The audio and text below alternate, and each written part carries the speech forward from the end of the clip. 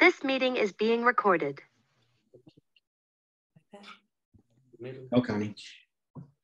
Hi, welcome to AirPlay. We're back after a long hiatus. We're going to do something interesting this year with development. We're doing brand new work, and we have actors working on the script that they've never really even worked before. So this is very raw. It's indie theater, very, very raw and experimental. So I hope you enjoy and help us create this new work of art. Without further ado, let's get with it. Okay, this is Magdala by Izen and Koepfinger. The personnel characters in our play. We'll just go. You want to skip all that? Okay. Yeah, just go to the first skip scene. all that. Okay. Scene 1. In the garden, it's late morning, about year 40 AD in Marseille, France. We see Magdala strolling through her garden. She stops and stares dreamily at the flowers and snips them off to put her in her basket. And she sings. What are you saying? You think this has been easy? Yes. I know what happened to you, but think about what it's been like for me, for your mother, watching you, not being able to do anything, seeing you sink into the weight of your last gasp. You think that was easy? I held your lifeless body as they lowered you from that wood, and then I had to prepare you for burial. And as if that weren't enough, we had to leave our home. Thank goodness for Joseph. Without his help, we surely would have perished. What's that? You never expected it to turn out this way. What did you think would happen by taking on the elders of the temple? Did you think that they were going to see the error of their ways and welcome you with open arms? I swear, I wonder how you could know so much and still be so gullible.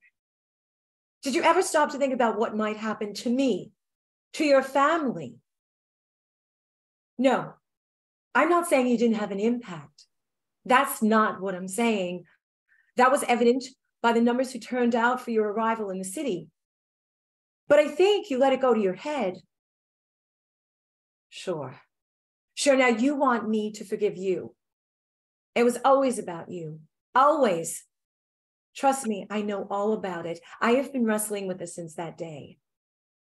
Sometimes I hear your words in my mind, the beautiful things you said to those who came to your side.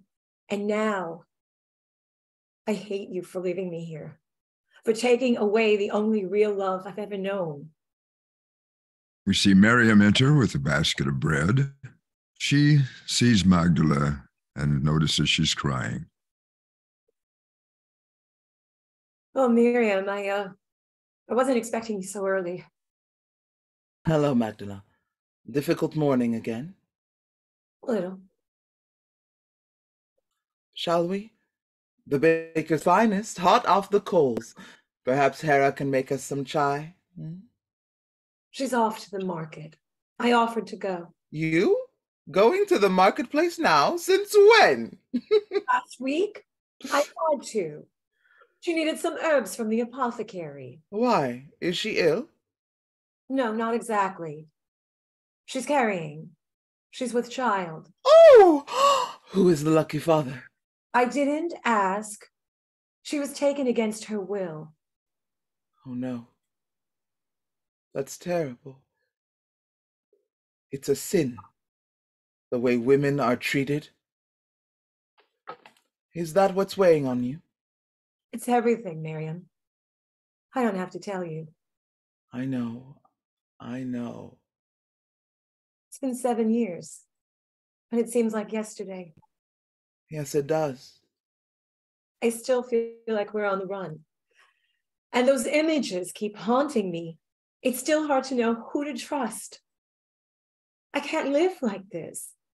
The fear, it just won't go away. I know. That's why It's unbearable.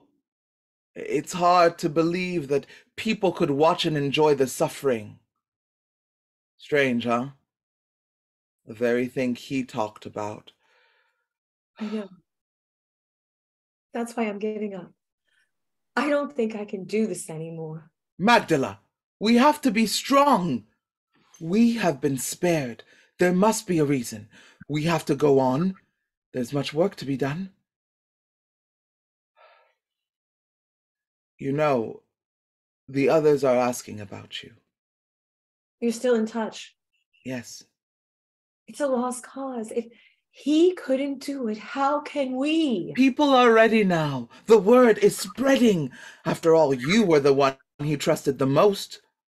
Lucky me. We need to try. Why? He left us. So who are you talking to? Sol, Peter, and of course, John. Are they well? Yes, but I'm afraid Sol is fighting with Peter. My son would be horrified. He didn't care if you were a rich man or a beggar, a Jew or a Gentile. He broke bread with everyone, remember? Now, Sol has taken upon himself to decide who is worthy. Ha, so what does Peter think? He's not happy. He knew him better than anyone, except for you, of course. But you know, with his stutter, it's hard for people to listen to him. And of course, Sol is taking advantage of that. What a weasel. Yes. Someone needs to intervene. And you're suggesting that would be me. Well... You know them, Miriam. Do you think these men will listen to a woman?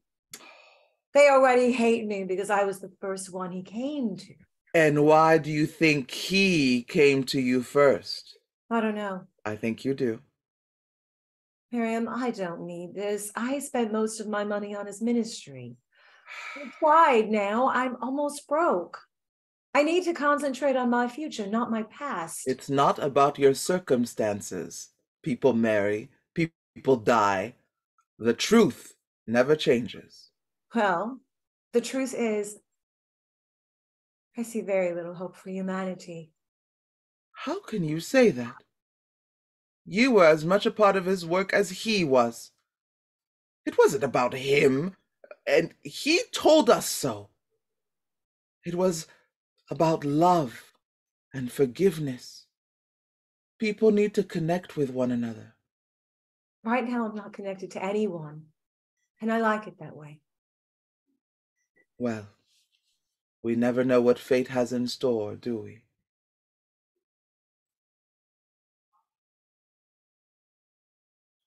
There's a desperate voice at the door.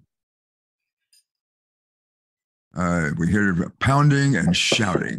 Magdala opens the door, and Hera enters. She is frantic and fearing for her life. She quickly closes the door. Hera, what's wrong? What's going on? They are going to stone me to death. Who? Why? 2 men. They followed me here. Who is there?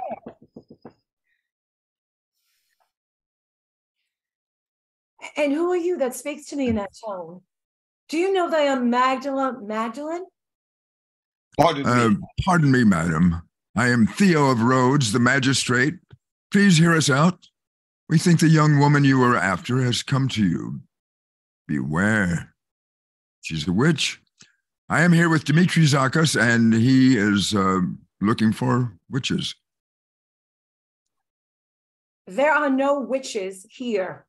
We just saw her out your door. The girl has beguiled me. Now she is with child and expects me to pay. It is she who will pay. Witch or no witch, she will not possess the soul or purse of Dmitri Zakas. I say there is no witch here. I would know if I let a witch in my door. Wouldn't I? Now be gone before I call my friends in the higher courts. Ah, she is a witch. She can make herself invisible. And you, sir, may well do the same. Yes, Lady Magdalene, we will go, but I promise we shall be back and we will find her. Dmitri, be quiet. Let us go. This is a woman of great wealth and respect. The men leave. Magdala waits a moment. What happened? The Greek, Dmitri, he promised me things. He seduced me. I am no witch. And now he tells me he's married. So I ask him for a little money for the baby. That is all. Oh, Magdala, I am so sorry. You have been so good to me. I never meant to bring down shame upon your home. I will leave. Nonsense. Unless, of course, that is what you desire. I can go to my mother. She will understand. My father is a hard man. I doubt that he will beat me anymore since I am with child. You can stay with me as long as you like. I am so tired of the way men treat us. You will be safe with us here, Hera. Magdala, I cannot let you do this. If they find me, you could be stoned as well. You let me worry about that. First, we need to clear your name. It will not be easy, but I have friends who can help. For now, stay in the house, and I will run the errands for us. Anything that will get Magdala out is a good thing, my dear Hera. This could be a blessing in disguise. I will stay with Hera till you return. Yes, Miriam. And please, stay for dinner tonight. We can break bread. There are lots of vegetables from the garden. Now you, Hera, please, go rest. Oh, Magdala, you give me hope. Blackout. The next scene, scene 2, is in the marketplace. It's a little later in the day. And we are still in Marseille. Simon says, well, good day, my dear. It's so good to see you again. It's been a very long time since I saw those charming eyes. Come, over here. Look here. I was saving this one for someone special. This fish just came in this morning. Thank you, Simon Levy. But what on earth am I going to do with something this big? Well, I tell you, you call on a friend or two and you invite them to dinner. A good piece of fish, a bottle of one or two of wine. You could solve the problems of the world. Yes, and would you have anyone particular in mind? Well, a person can never have too many friends, right? Right, Simon, my friend. That's a great idea. And I do see the wisdom in your words. Would you care to join us for this evening for dinner? Me? Oh, you invite me? Oh, I should be honored, Magdala. Good. And my dear friend Miriam will join us. Huh? Wonderful.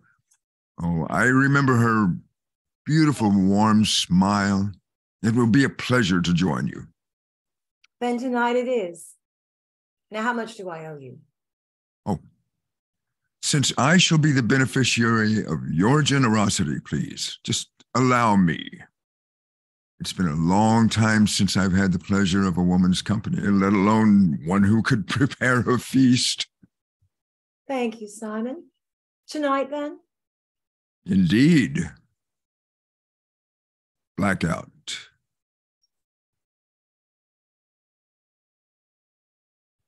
Scene 3 is in Magdala's kitchen. It's late in the afternoon. Hera is preparing foods. Magdala sits sipping her tea. There's a knock on her door. Hera runs off as Magdala answers. Yes? May I help you? I hope so. My name is Amir, and I'm conducting a government census. Is your name Magdala? Yes, it is. Married? No, Children? no. Live here alone? Yes, yes, I do. Well, except for my servant girl, Hera. She has a room here. Any relation? Who?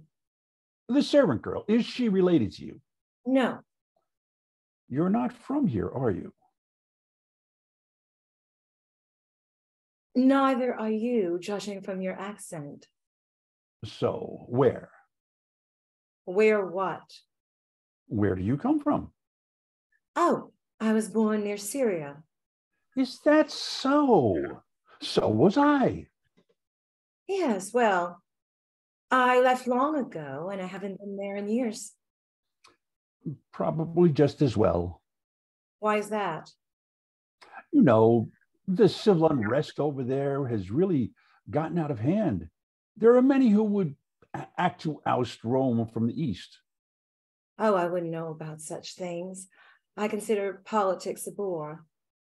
Pity. Why is that?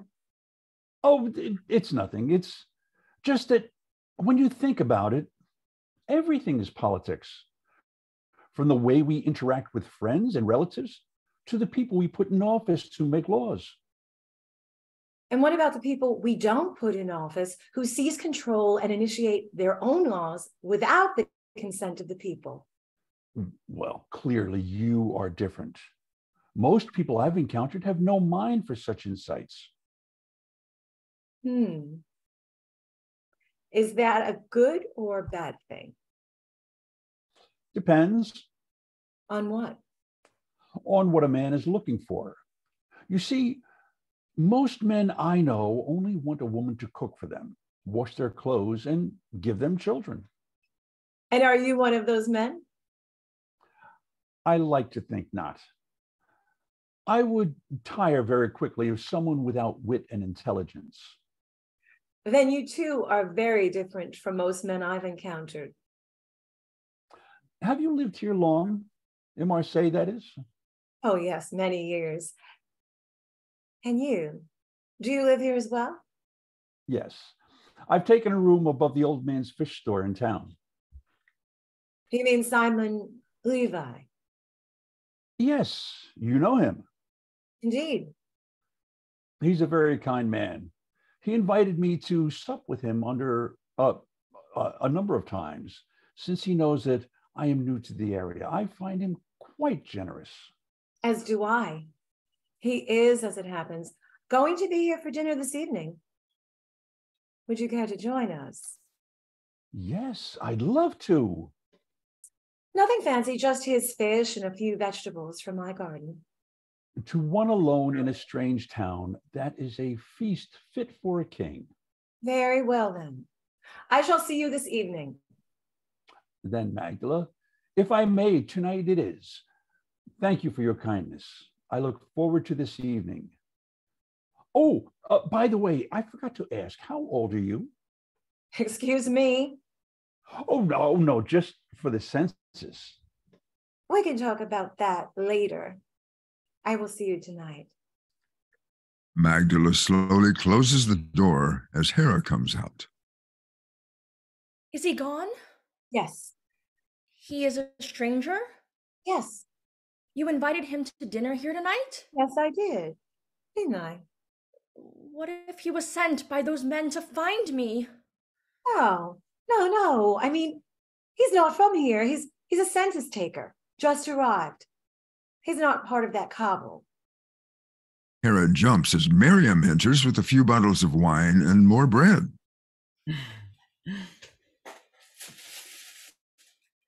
Sister, for a bounty, where does your generosity end?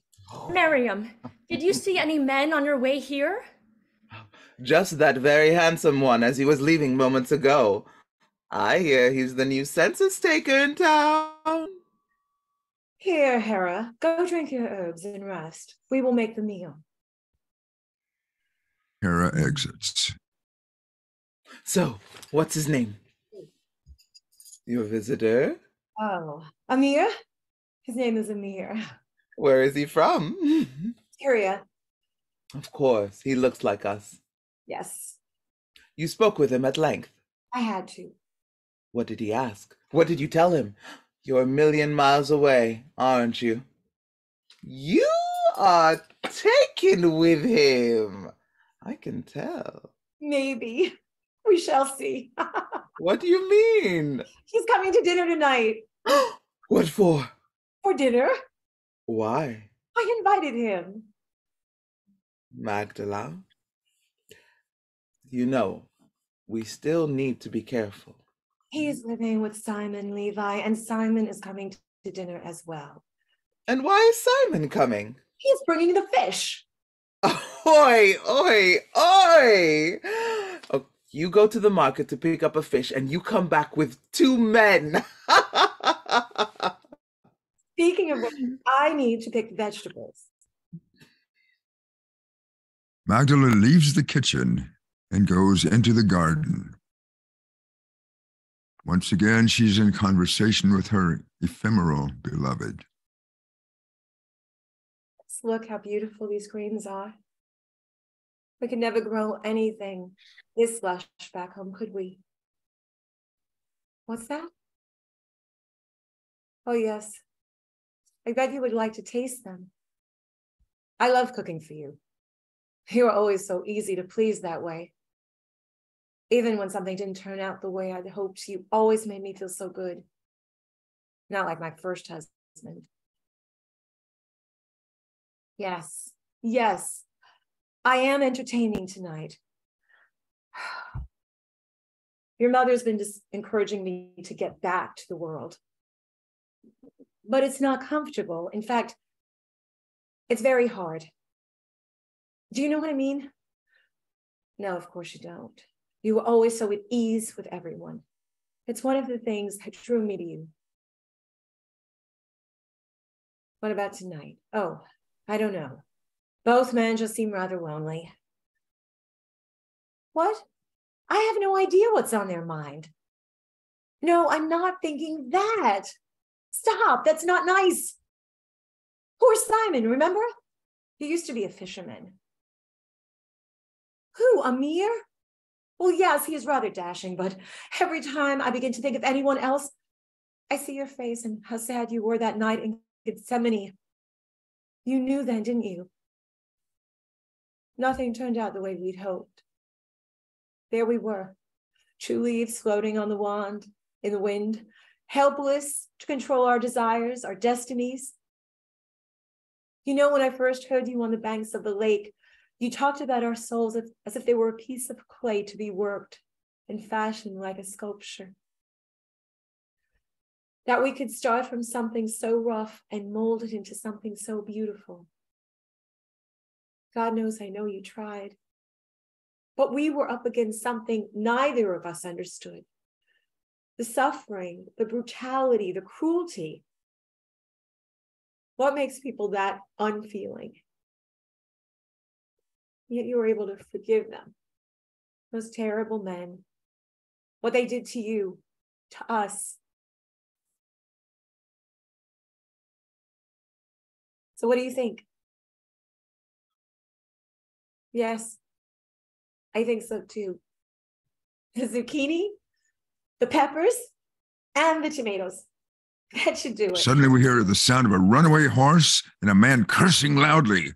Stratos, a tall, handsome Greek, limps up behind Magdala. Ah, my God! Damn you, you miserable nag! Ah, my angel. So beautiful. It must be heaven sent. You poor boy, what happened?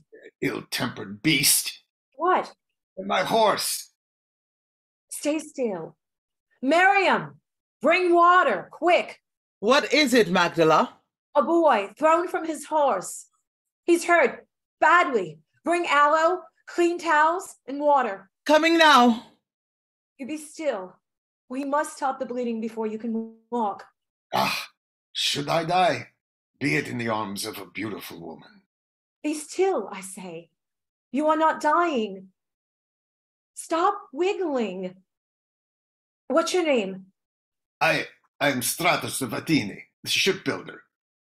Miriam enters with water, a basin, and bandages. Thank you, Miriam. This is Stratos. He's from Athens.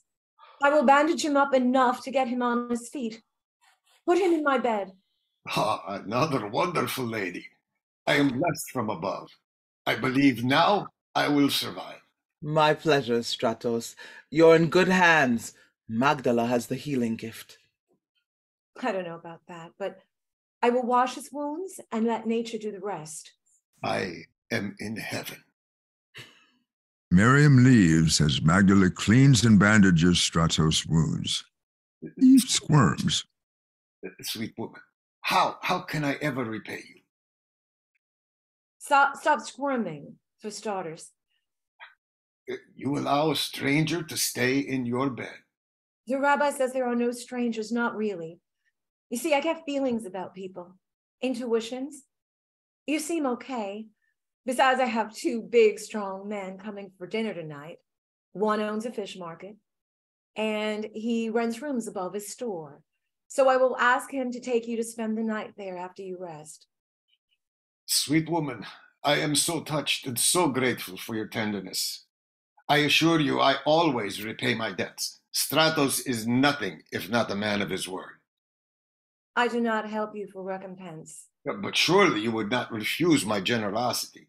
I must be allowed to repay your kindness. Just say the word, and whatever you like shall be yours. If you must, then return the favor for another in need who might benefit from your aid. You are a most unusual woman. Others I have known all want something from Stratos, but you want only I should help another. You are indeed an angel. Well, if you must, then return the favor for another in need who might benefit from your aid. We're just about out of time for this show. Special thanks to our on-air players, Marina Chan, Matt Matthews, Ken Coughlin, Jackie Youm, Joe Izen, and I'm your co-host, Carrie Wesolowski, saying, see you next time, the last Tuesday of the month, February 28th, next time on AirPlay. Bye.